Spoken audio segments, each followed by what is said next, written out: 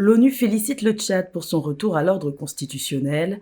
C'est au cours d'une audience tenue ce mardi à N'Djamena que le représentant spécial du secrétaire général des Nations Unies pour l'Afrique centrale, Abdou Abari, a exprimé au président Mahamat Idriss Déby la satisfaction des Nations Unies quant à l'aboutissement de la transition politique au Tchad, processus entamé depuis avril 2021 suite au décès du maréchal Idriss Déby Itno et clôturé ce 25 février avec la tenue des élections sénatoriales, les premières de l'histoire du pays.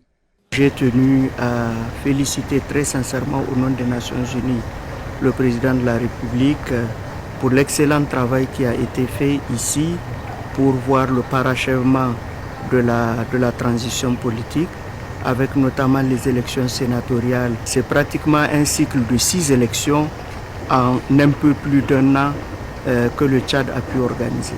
L'aboutissement de cette transition politique permet au Tchad de jouir d'une reconnaissance internationale.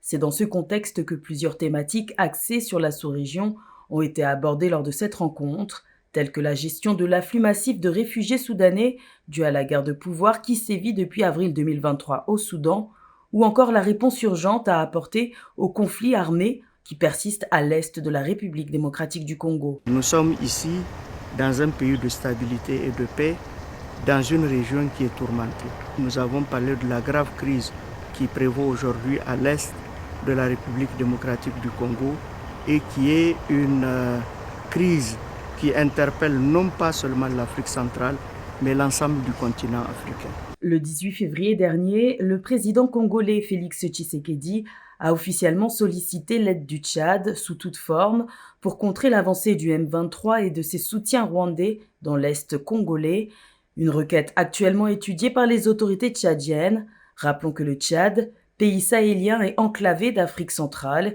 est souvent présenté comme un acteur majeur dans la stabilité et le développement de la sous-région.